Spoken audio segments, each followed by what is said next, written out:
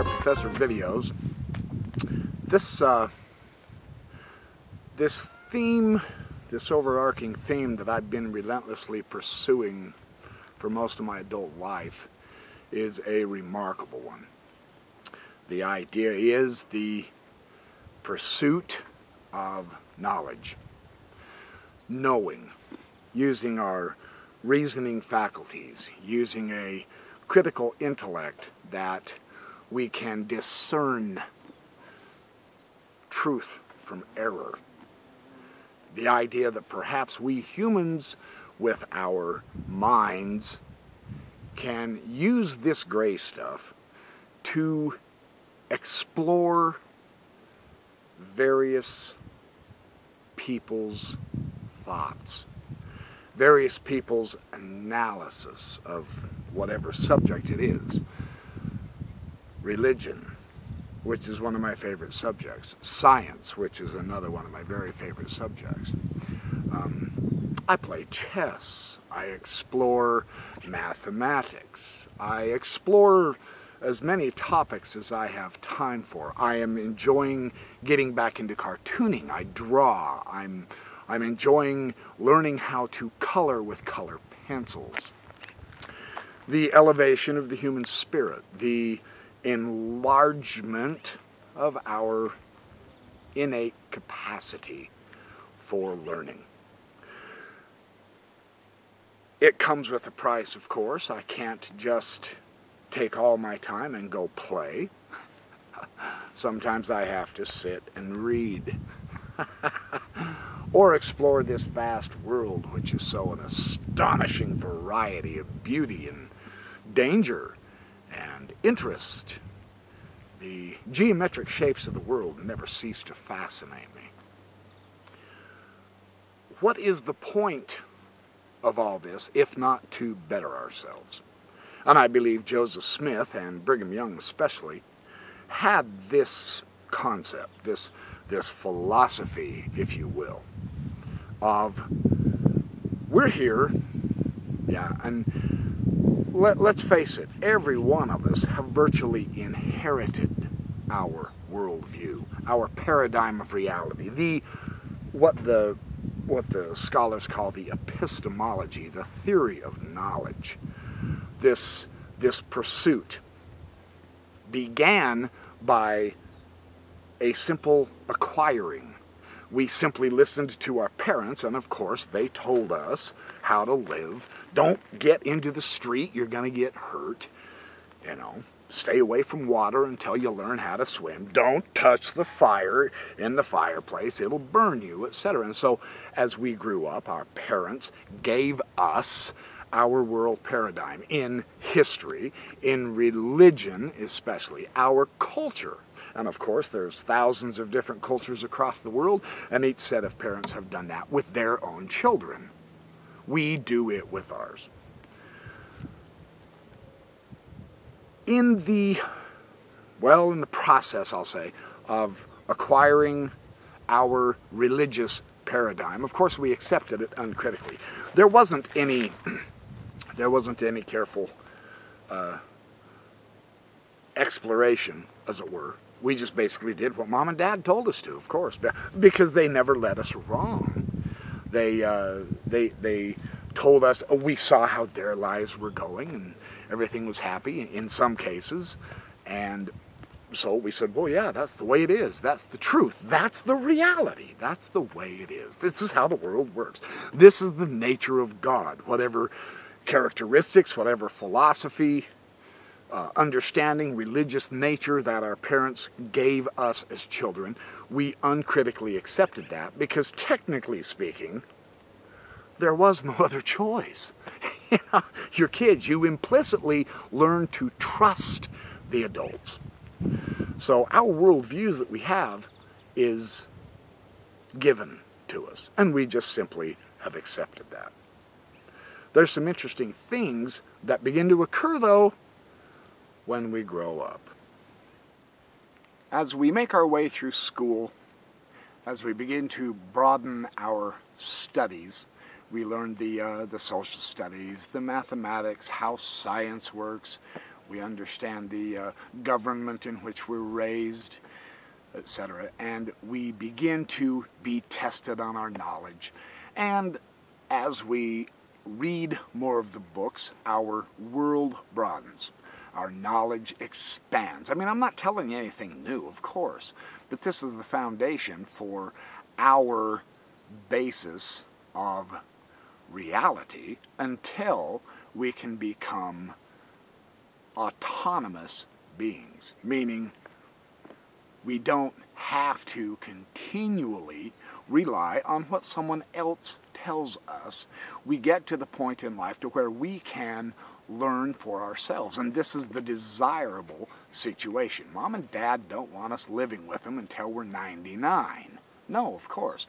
We go out and get our own jobs, and we have our own way of making money as opposed to just simply letting Mom and Dad feed us all the time. You know what I mean?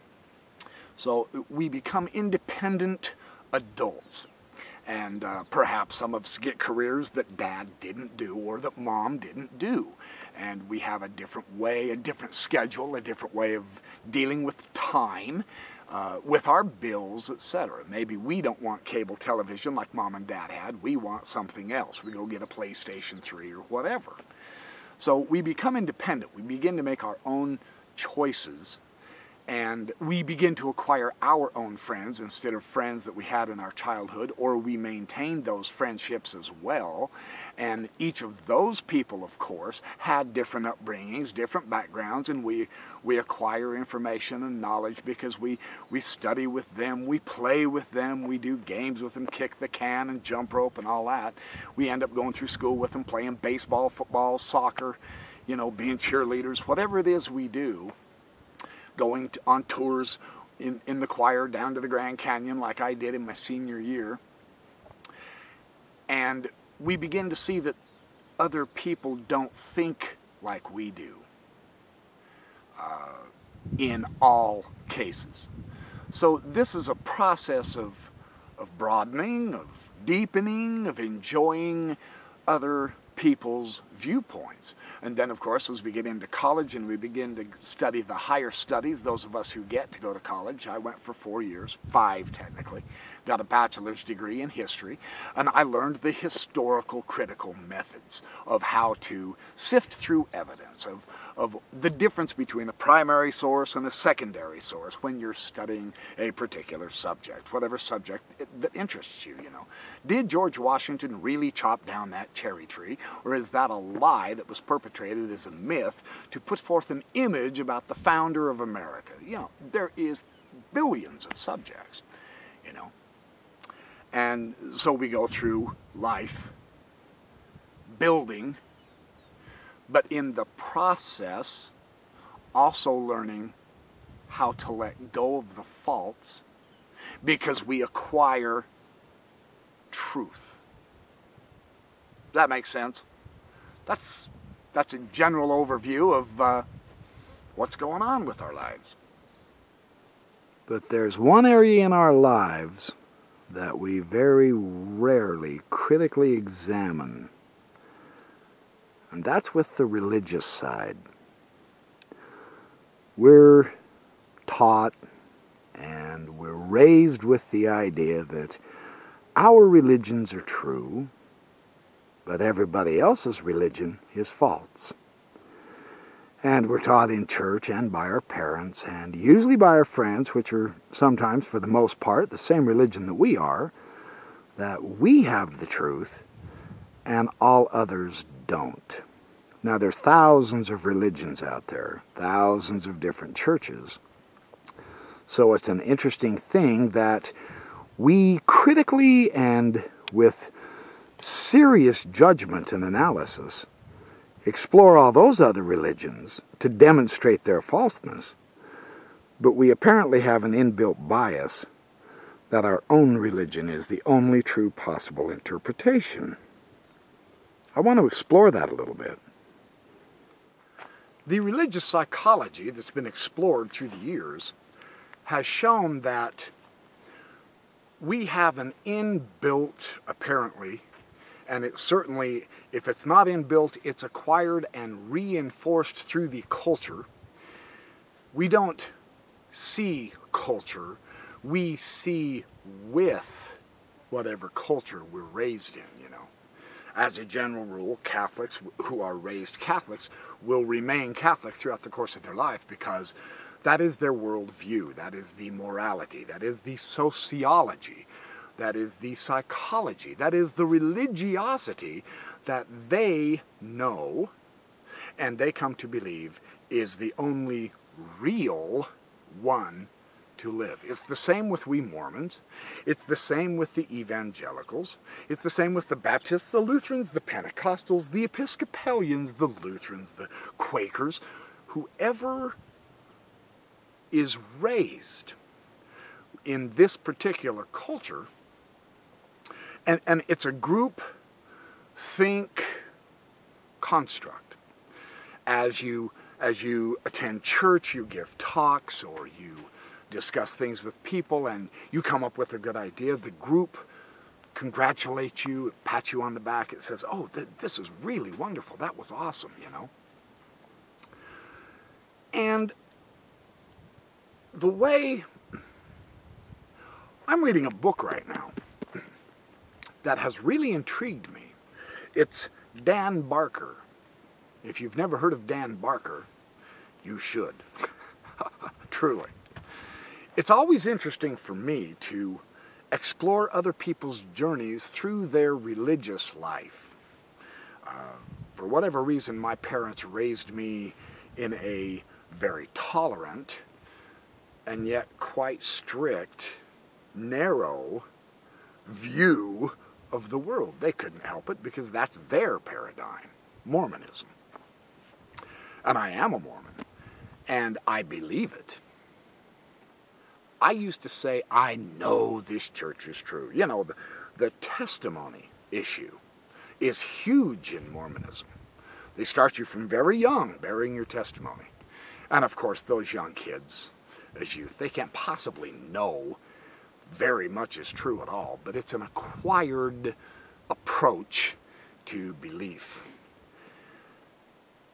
Interesting, Dan Barker became one of the famous American, and I'm not going to say tele-evangelists, but he was a singing preacher.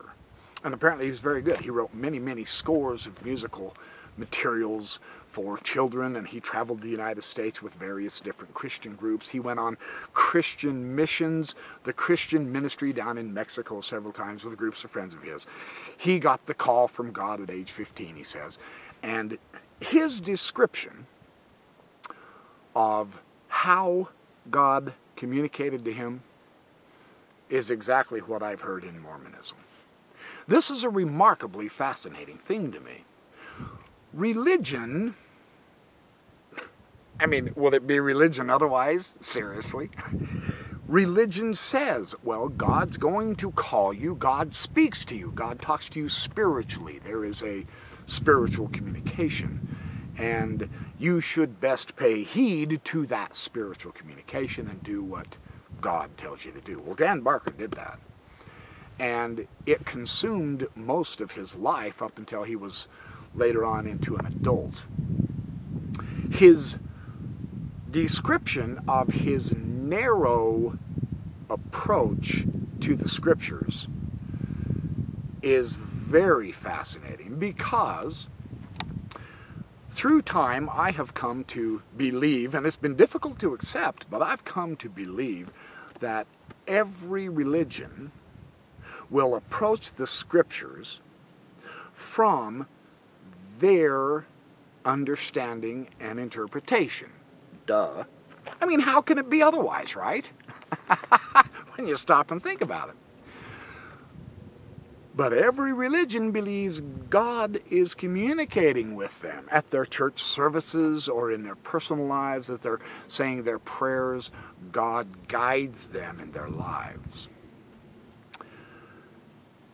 Not all religions teach the same view about any of the subjects you want to talk about.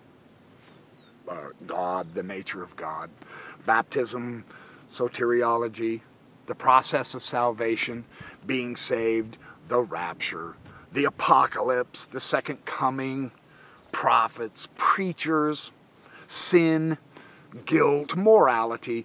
Man, you can name any of the subjects, and no two churches teach the same thing.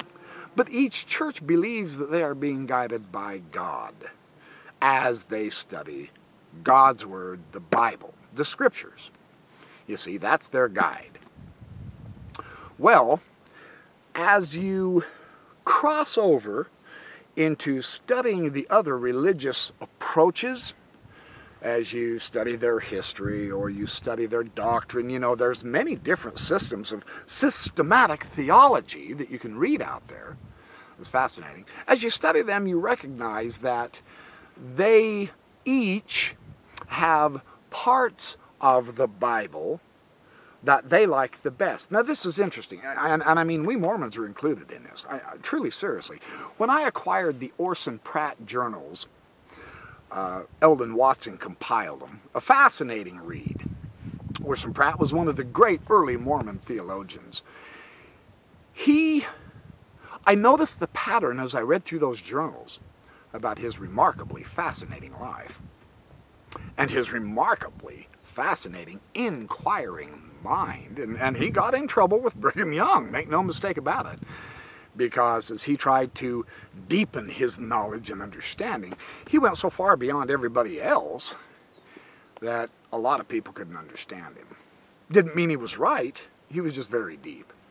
But I noticed a pattern in his journals of specific chapters of Scripture that he steadily used in his sermons. And then in the journals he would summarize his preaching for the day. You know, he would go out and preach, and he would describe which chapters in Jeremiah, for instance, or Ezekiel, or Matthew, or whichever books. But he kept returning to these same scriptures in his preaching. Well, every religion does that. There is a selection on which people are comfortable to preach in the Bible. And then they make the illogical jump that this is the truth of the Bible.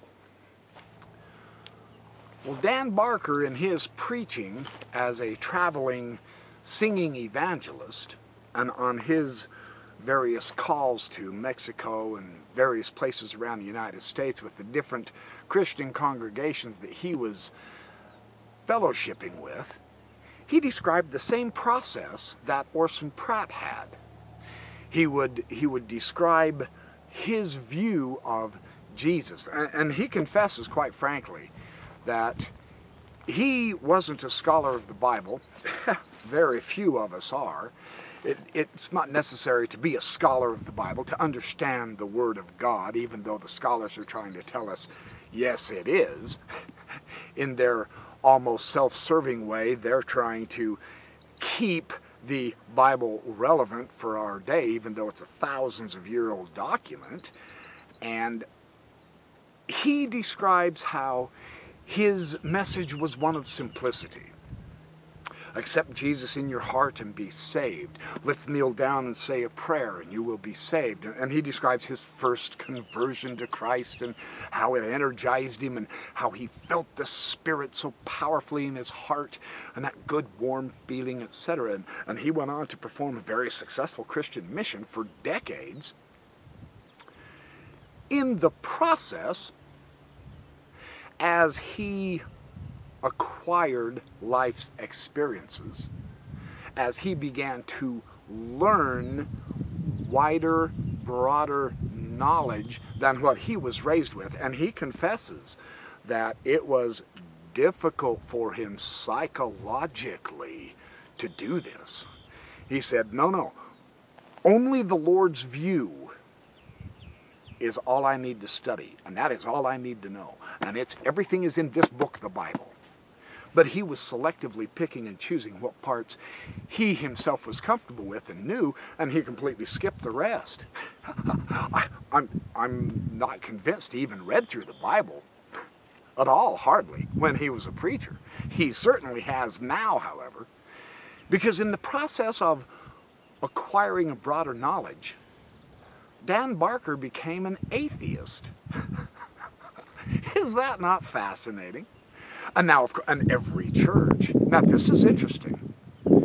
Every church tells you, no, be careful. Be careful with what you read. You should read only approved literature, otherwise you'll apostatize. In other words, you will begin to acquire ideas and themes because, of course, as you read through the Bible, you find all the other parts that are consistently ignored in Sunday school and Mass and sacrament meeting and all that.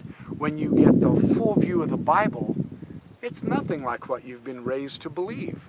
There's only so much time in a church meeting that you can learn only so much anyway. So each religion, based on its own particular predilection and desire to understand the gospel that they would be comfortable with, they only pick and selectively summarize certain chapters, or they'll summarize whole books in a matter of 2 minutes. And if you simply believe what you're being told in church without a critical analysis on your own of studying the Scripture yourself, you're never going to come to the knowledge of what the Bible's all about. Dan Barker did, and it completely wiped him out. Is that the ultimate end of honest, critical inquiry into the Scriptures? I'm not convinced it is. This scares enough people, and he describes the reactions of his friends and family. He wrote letters to everyone when he finally realized, none of this works for me. And the response was extremely interesting reading. Some, of course, were extremely hostile. You know, we're going to pray for you, you lost son of Satan, and, you know, on and on and on. Others were very supportive of him and understood it. This baptism into knowledge, so to speak, is it a necessary conclusion that you have to become an atheist? Well, no, there's millions of people who don't. But then there's millions of people who never bother to read the Bible, but they know it's true. That's completely illogical in my opinion. But I will be honest with you, as I have acquired a love for the Scriptures, as I've tried to get into the original languages. You know, I've dabbled in the Hebrew and the Greek, and I've got lots of lexicons, dictionaries, commentaries, helps, analysis, so on and so forth, so that I can get to the real meaning of the Bible. It's not going to give you the real meaning of the Bible, getting back to the original languages, without studying the history of the development of the Bible, or the history of the interpretation of the Bible, or by using logic and reasoning in the Bible. That has to come from yourself. And as you acquire more and more knowledge, you realize that a lot of what you think you know, you really don't. That's the story of Dan Barker. It's fascinating. It's a very interesting thing that the more we learn, the more we unlearn. And that's the learning process, isn't it? At one time, we believe in Santa Claus. We know he exists. Every December, we get the presents as kids. But then you grow up and you recognize a higher truth. There really isn't a Santa Claus. Oh, that was Mom and Dad or Aunt Beth or whoever. It's the same thing as you acquire more knowledge. The thing that stunned me the most is the phenomenal range of information about the Bible, the cultures, the ancient Near Eastern cultures and all that, that I had never heard at all in my life. And the vast majority of my friends didn't either. Not at all. Never heard about them. And as I studied the interrelationships, the political intrigues, the religious astonishing ideas, the socio-economic, the psychological views that are displayed in the Scriptures, the utter horrors that are in the Bible, the more astonished I've become. The scholars, in the process of trying to get us to understand by bringing up all of this background information, It completely changes your view. And I think that's how it should be. Each one of us have to have our own understanding. If you believe what someone else says with a childlike faith, you are deceived until you acquire the truth for yourself. You're basing your truth on hearsay. Isn't that shocking?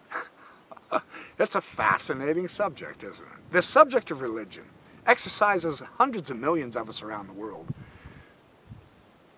Do any of us know what we're talking about? The more I learn, the more I realize I really actually don't know. That's a humbling process, I'll tell you what. You know, these people that pontificate on the Bible and this is true and they know exactly what God's thinking. God is angry with you. He's going to damn you to hell for eternity if you don't listen to me, if you don't accept my view because I speak for God. Well, what religion doesn't do that? Would they be a religion if they didn't do that? But when you realize that they're basing their sermons and their teachings on their selection, a very small selection of the whole corpus of literature that is available to us, and then they have to back it up with threats of fear, that's fear-based religion. When you study the broader aspect, you really begin to see how silly that is. Sincerely. And I don't think the psychology of the religious approach from the various religions is evil. Dan Barker describes in his book, he wasn't intending to deceive anyone. He wasn't intending to be evil. He wasn't intending to ruin anybody's lives. He was sharing what he believed was the truth, based on what he had been told is true. And with his simplistic approach to Jesus and understanding the ins and outs of being saved or else being damned, etc., he did the best he could. And isn't that true for all of us? But if we're just listening and accepting without critical inquiry what we've been told, we don't have it. This is the interesting thing. We always critically, carefully, very skeptically study others' religion, but not ours. Because, of course, we're right, and they're not. And it's a built-in bias. It is the way the human mind works. So if you've just gone through life believing what you've been told without a careful analysis, you really may be missing the boat. Truly. And you may even be believing God is communicating with you all that time, telling you this is the truth. There's thousands, hundreds of thousands of people who say that. And they're right in their own minds. Dan Barker admitted it. He says, man, I can get those religious feelings back anytime I want. I'm an atheist now. I don't even believe God. I don't even believe he exists. He said, all of the arguments I had as a Christian have completely fallen away under the cold, hard light of reasoning, logic, and careful analysis of the evidence. If your faith can't hold up to a serious scrutiny, then it's not worth holding on to. That's what Dan Barker says. I think I agree with that. Because if you're going to put the blinders on with a built-in bias of your own view, which of course is based on a careful selection of part of the Scriptures, then you can't possibly have the truth. The truth is more than what's just in a book. The truth is far more than just a careful selection of passages that you feel good about in that huge book, the Bible. It's a huge book. If you ever read all the way through it, you can't do it in a weekend. You know, it takes It takes a serious, determined effort to do it. And in the process, if you let others tell you what it means instead of finding out what it means for yourself, then you're living someone else's religious faith viewpoint, are you not? I mean, honestly. Here's the kicker. The Bible is never going to mean the same thing to any two people. Now, wait a minute. God is not the author of confusion. It doesn't matter. The way we're built as humans virtually assures that no two people is ever going to see the Scriptures in the same light. Isn't that remarkable? You want proof? Look. Look at the world. Look at what people say about religion and the Bible, and truth and God, and spirituality and morality. There's no agreement at all in the world on any of those subjects. None. And yet, many, many, many of them say, well, this is God's way. We have it from God that this is His way. Isn't that fascinating? I think that is so remarkably interesting.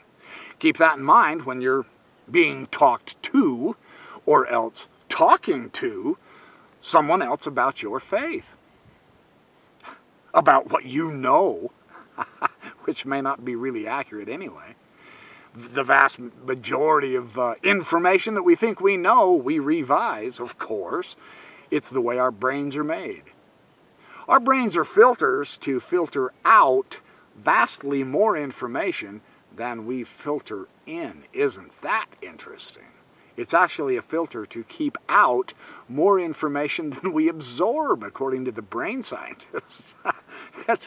It's an interesting subject. So, as I keep exploring this, I'm going to keep sharing my ideas with you because, one, I think it's interesting, and two, I think there's people who find really interesting ideas and ways to deal with either cantankerous family members or friends or their own ministers or even themselves on this war in religion. And it is a war. But the question is it useful? I'll let you figure that out. Thanks for watching my videos, and I will see you in the next video. In the meantime, have a great life.